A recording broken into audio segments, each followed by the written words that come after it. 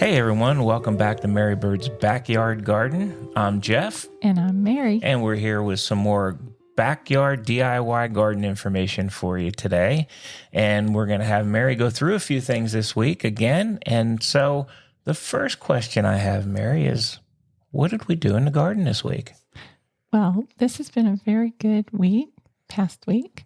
And here in February, of course, we have variable temperatures, but it was quite lovely.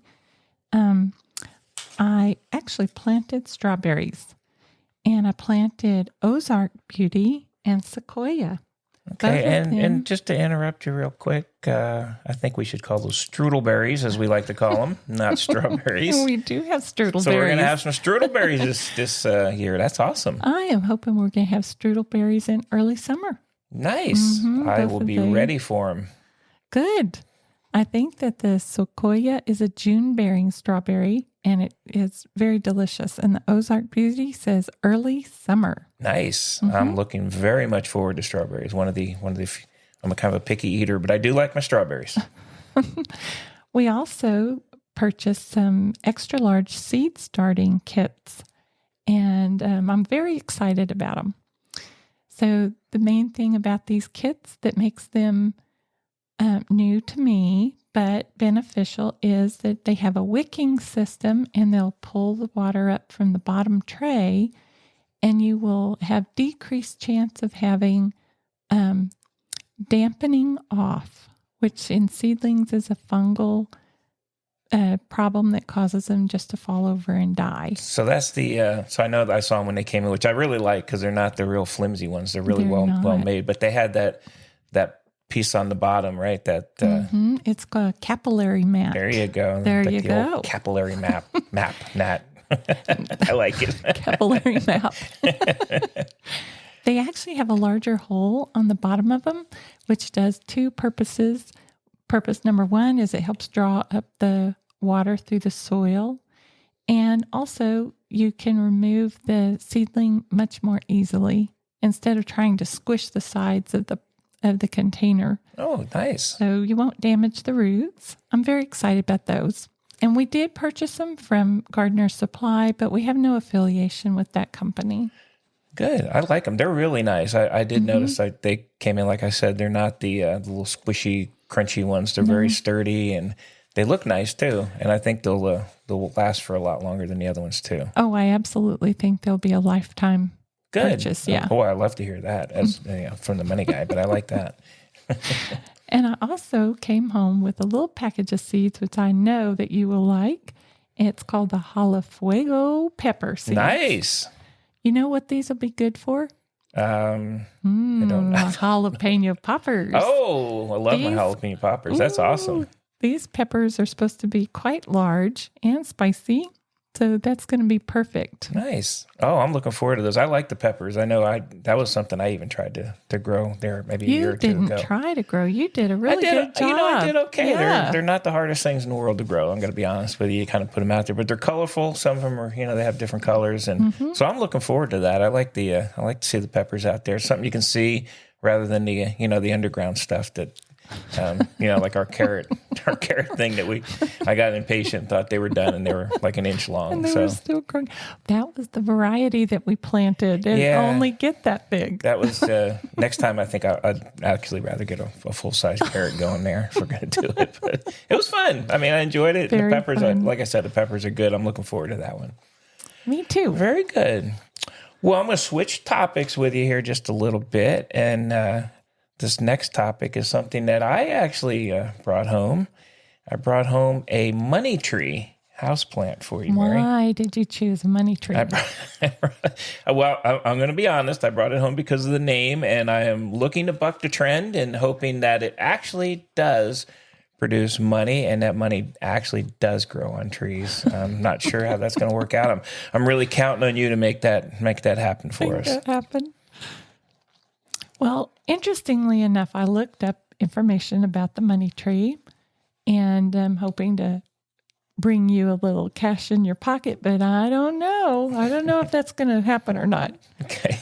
But the botanical name is Pachira aquatica. It also could be Pachira aquatica.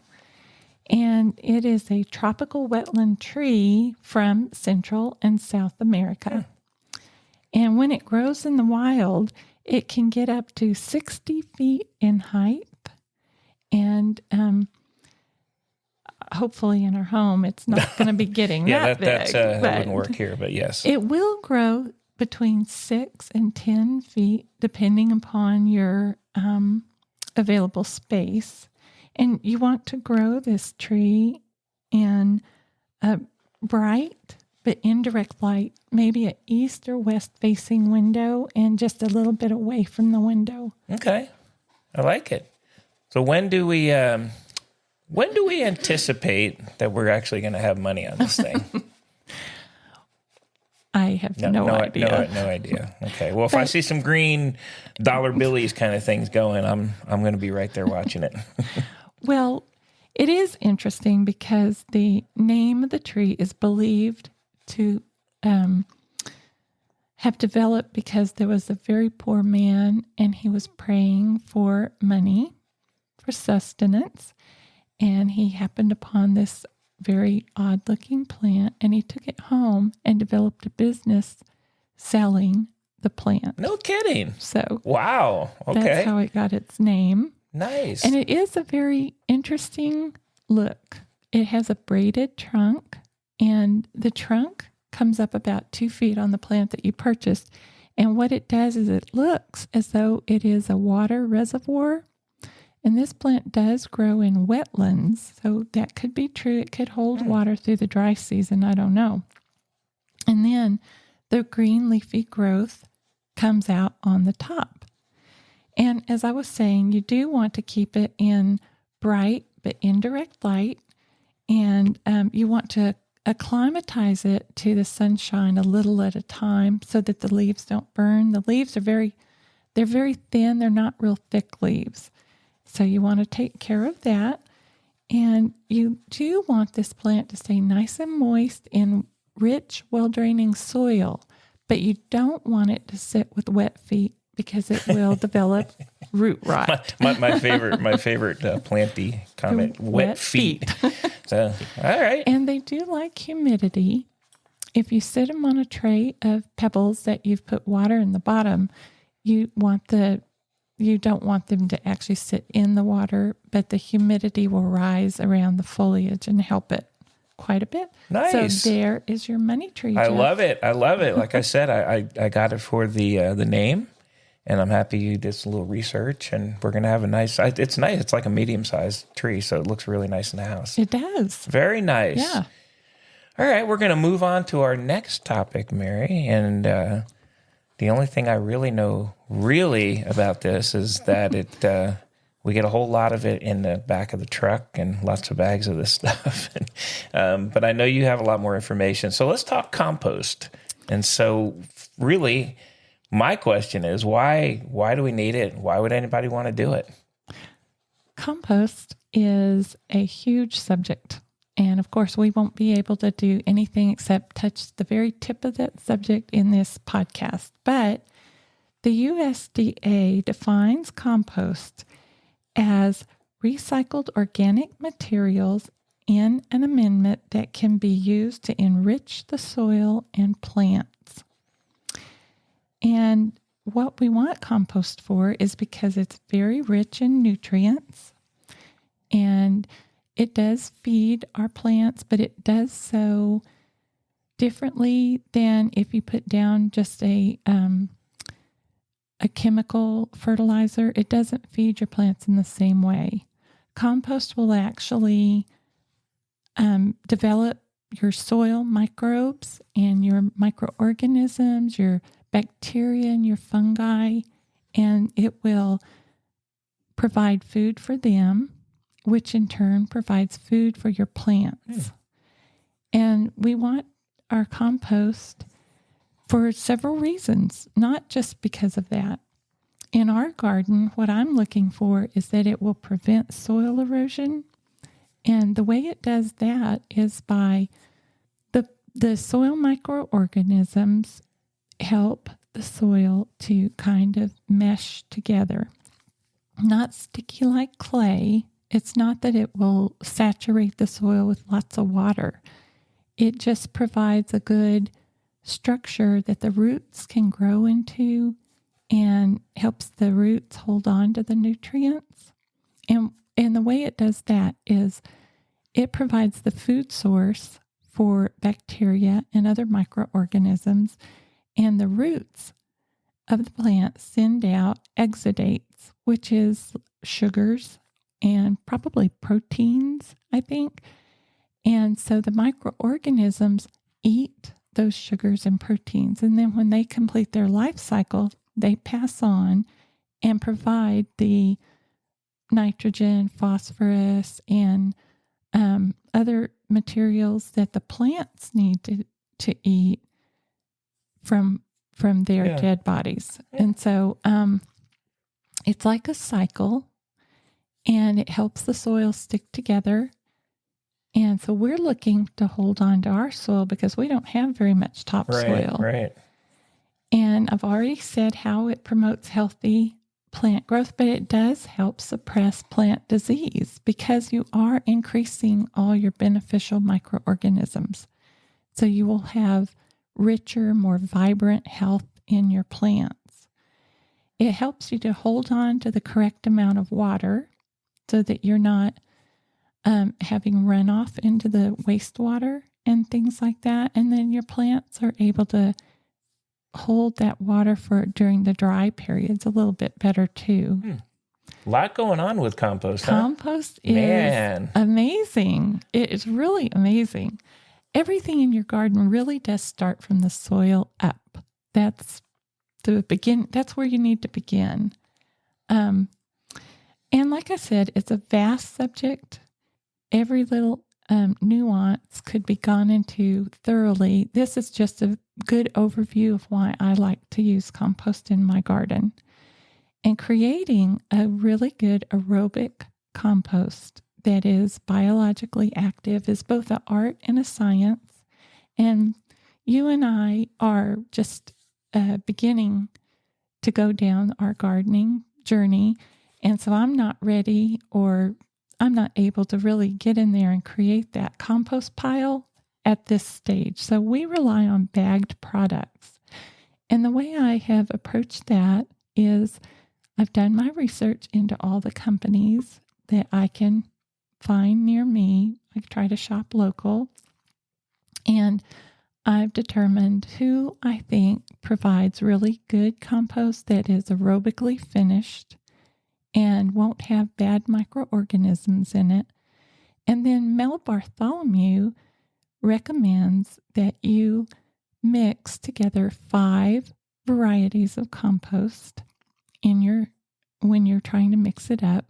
And so therefore, you'll have a greater diversity of microorganisms. And the other thing I really like to do is if there's a really good plant that's growing that has shiny leaves, I'll take out a little teaspoon of soil and mix it into my compost mix and spread it under the plants, because then you're getting your local microorganisms to flourish, because the compost is providing food for all the microorganisms to increase. And I like to include cow manure.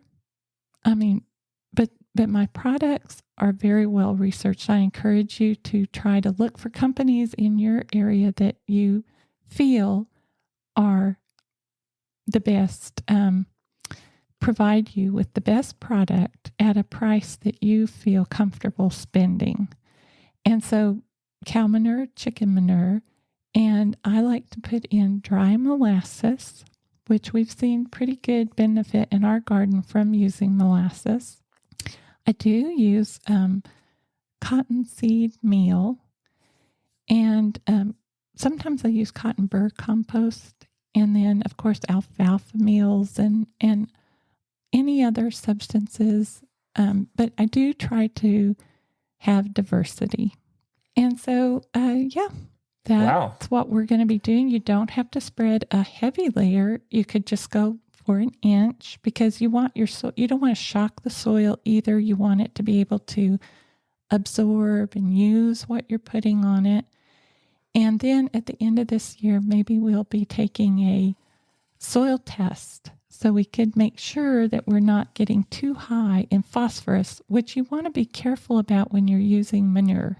Nice. Yeah, I know we've done soil tests in the past, and maybe on a future podcast you can kind of talk about what that process is. And I know you sent it away, but it's been very good. They respond pretty quick and gives you a real good idea what really going on. Remember after that super bad freeze that we got in 21, I think it was, and we were losing a live oak tree in the front yard.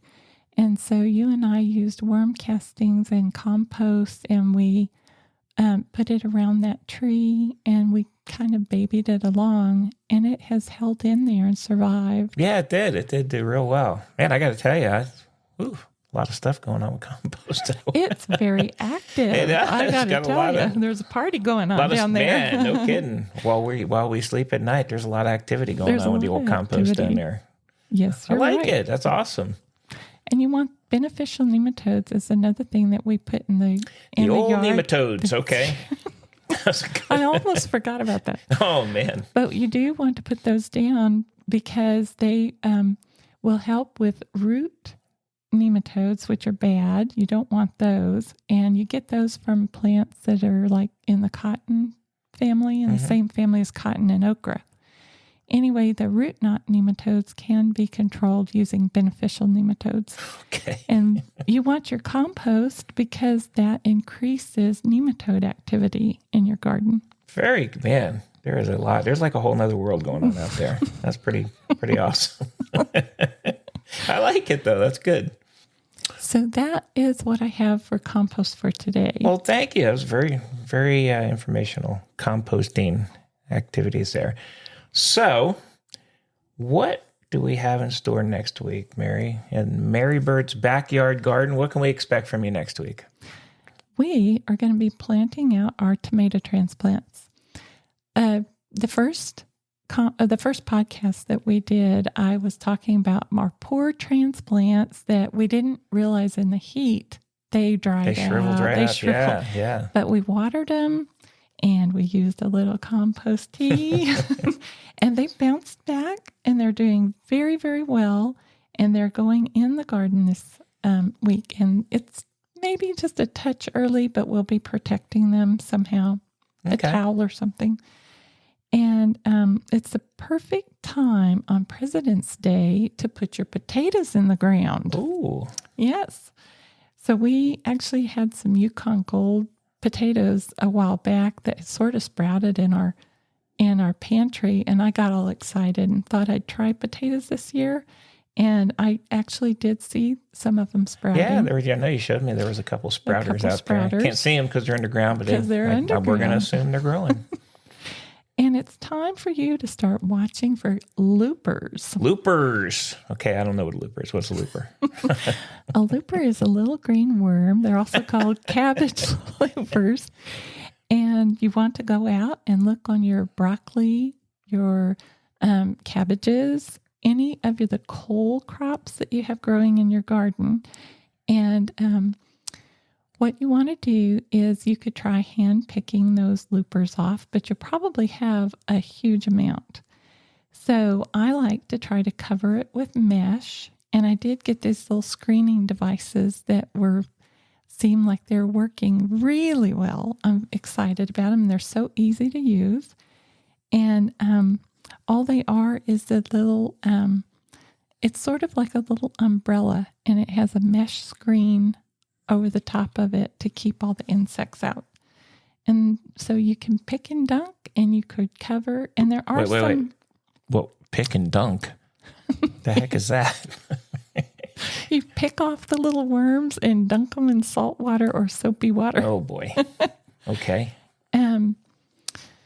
Also, there are some biological controls like Bacillus thuringiensis, but also called BT. But I've never used it before, so I don't feel comfortable really telling you all about it. But you could look that up. Okay. And that's what I have for this week. Man, it's like a whole bunch of little armies out there in the garden. It's a huge we're fighting army. this one, protecting that one. It's pretty amazing, actually, when you kind of think about it. It is very amazing. I know you love it. You It's a love every minute of it. wonderful world I know out there. you do.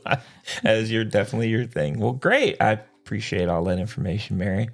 Hey, and we appreciate you guys joining us here at MaryBird's Backyard Garden Very Podcast. much. Yes, absolutely. And we hope you guys will continue to join us as we go on this journey of DIY backyard gardening. And again, this is Jeff. And Mary. And we hope to see you guys next time at MaryBird's Backyard Garden Podcast. Thank you.